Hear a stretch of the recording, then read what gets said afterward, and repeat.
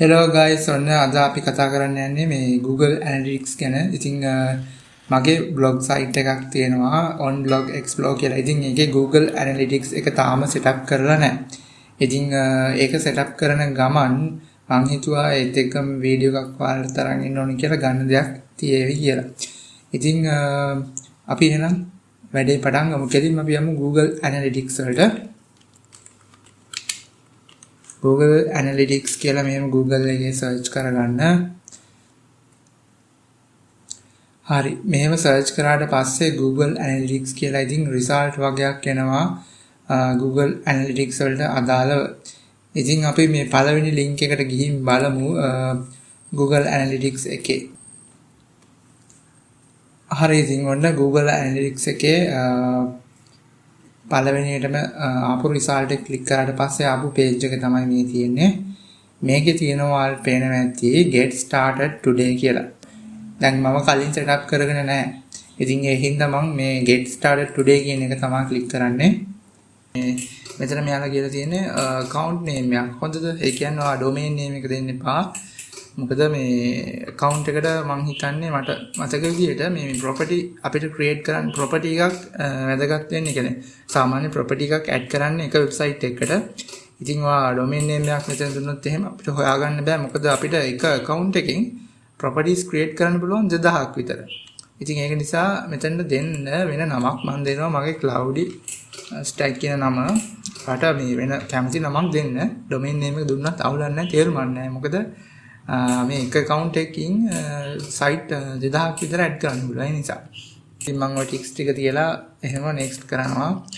ඉතින් මෙතන තියෙනවා property details කියලා. ඉතින් property details කියන්නේ ඔයාගේ property එකේ නම. හරිද? සාමාන්‍යයෙන් property එකක් ඔයා create කරනකොට සාමාන්‍යයෙන් standard එකක් තියාගන්න. මේ ඔයා මේක create කරන්නේ client කෙනෙක්ට නම්. හරිද? client ගේ නම.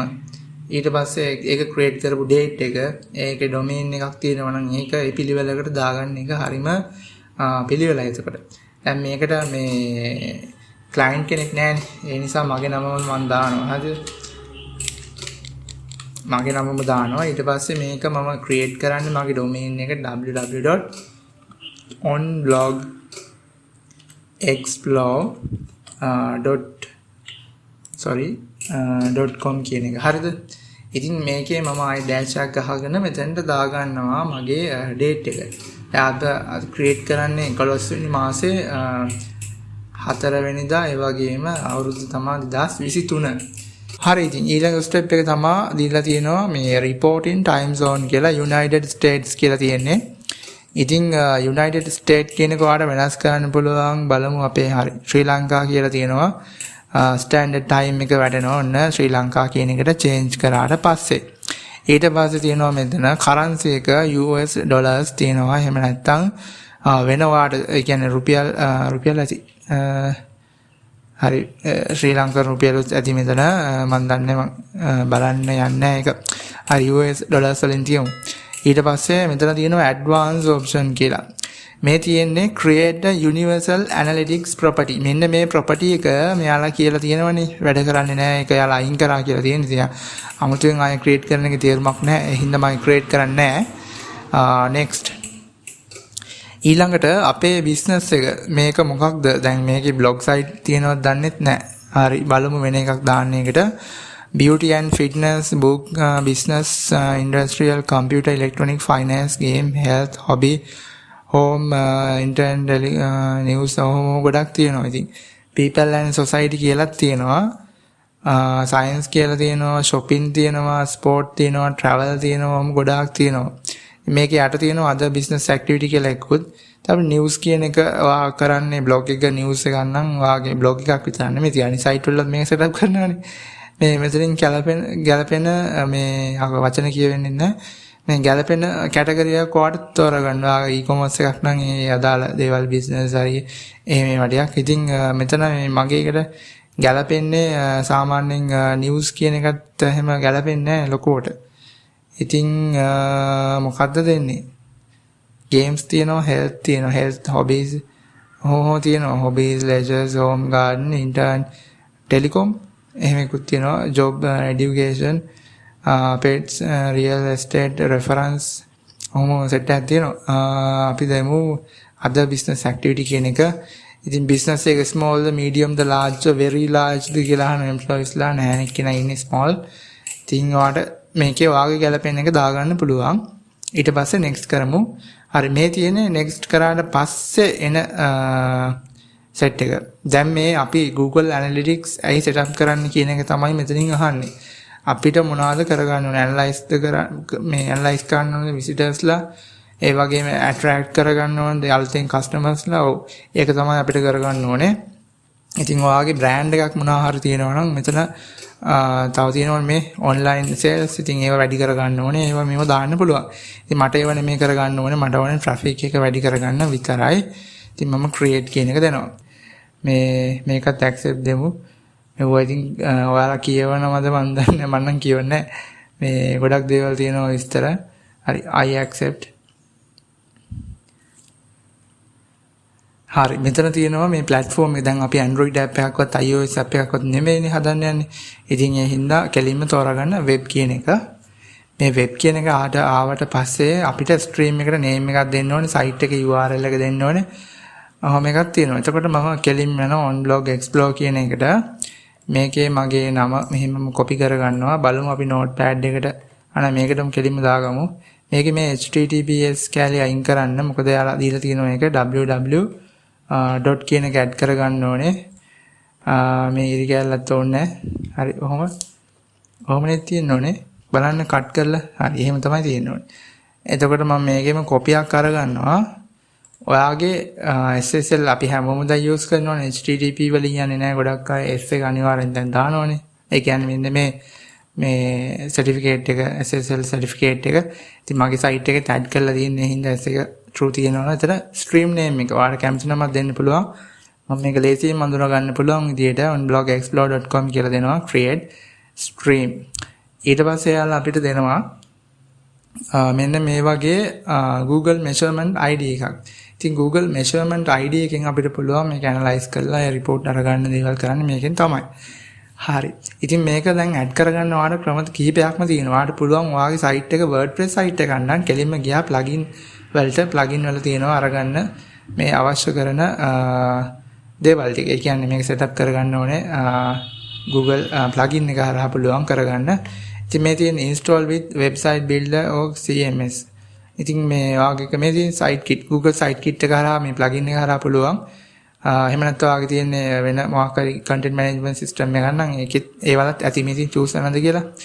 ඉතින් අපි මේක කරගන්න යන්නේ ඔය වලින් නෙමෙයි මේ manually කියන method එකෙන්. ඉතින් මේ තියෙන්නේ අපේ site එකට අදාළ මෙයාලා generate කරලා දෙන මෙන්න මේ measurement ID එකත් එක්කම එන Google tags. හරි. මෙන්න මෙතන single click එකක් කරාම මේ ඔක්කොම script එක copy වෙනවා. මේක අපි දාගන්න ඕනේ අපේ site එකේ කොහෙද footer එකේ. ඉතින් footer එකට යන්න නම් අපිට ඕන වෙනවා filezilla. මම filezilla කියන FTP අපේ solution එක open කරගෙන මෙන්න මෙතන option වලට යනවා site manager මේක connect කරගන්නවා. ඉතින් ඔයාගේ website එකට ඔයාලට පුළුවන් connect කරගන්න මේ විදිහට FTP එක. ඉතින් මම යනවා මේකේ WP content කියන එකට. ඒකේ මේ තියෙනවා themes කියලා මේ අපේ theme එක තියෙන එක. ඉතින් memory child කියන එක නෙමෙයි main theme එක memory කියන එක. මේකේ තියෙනවා footer කියලා. මෙන්න මෙතන. මේක මම view and edit දෙනවා. එතකොට අපිට මේක open වෙනවා Visual Studio Code වලින් footer එක. ඊට පස්සේ මම මේ footer එකේ පහළටම යනවා මේ footer එකේ මේ හරියනේ. එතකොට මේ body කියන tag එක close වෙන්න කලින් මෙන්න මේ හරියෙන් මම මගේ script එක add කරගන්නවා. මේ හරියෙන් අපි add කරගමු අපේ script එක. හරි. මේ තියෙන්නේ Google හරි. script එක save කරා. ඊට පස්සේ ඔයාලට මෙතනත් save කරන්න ඕනේ. හරි. ඊට පස්සේ මම ඊළඟට යන්නේ Google Search Console එකට. අපි Google Analytics setup කරගෙන ඒව add කරගෙන ඉවරයි. ඊට කලින් තව දෙයක් පෙන්නන්න දැන් මේක අපි වැඩි කරගෙන තියෙන්නේ. හරි. මෙන්න මෙතන තියෙනවා next කියලා බටන් එකක්. හරි continue to home. මේ යන්නේ අපි Google Analytics home එකට. ඉතින් අපිට ඊළඟ දවසේ ඉඳලා පුළුවන් මේ මෙතන ඇවිල්ලා බලා ගන්න මේ මේ තියෙන්නේ මේ අපේ ඊමේල් එකට මොනවා හරි මේ දේවල් ගෙන්න ගන්න ඕන නම් ඒවා ටික්ස් දාලා තියාගන්න කියලා තියෙන්නේ. ඉතින් මේ තියෙන්නේ new usersලා එනවාද කොහින්ද එන්නේ රටවල් අරම ඇනලයිස් කරන්න තියෙන දේවල් ටික. හරි මේ තියෙන්නේ අපේ සයිට් එක.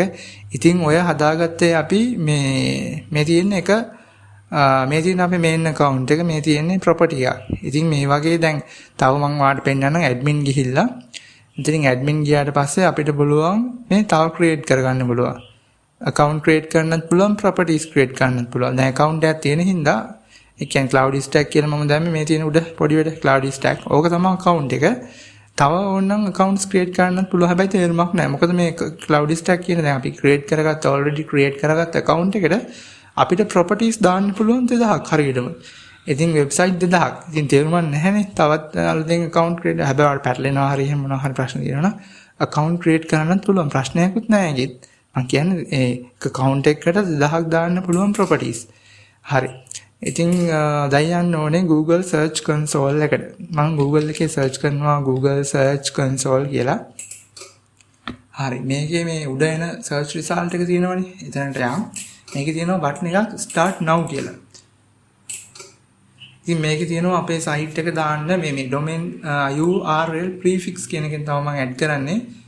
මේ තියෙන අපේ script code එකනේ. ආයෙත් මේ onblog explore කියන එක copy කරගමු URL එක. ඊට පස්සේ මෙතන paste කරන්න ඕනේ. ඊට පස්සේ continue කියන එක දෙන්න. මේක continue කියන එක දුන්නාට පස්සේ අපේ මේ site එක check කරලා බලනවා Google එකෙන්. ඊට පස්සේ අපිට මෙතනින් යාලා methods කීපයක් දෙනවා. මේ තියෙන්නේ පළවෙනි option එක.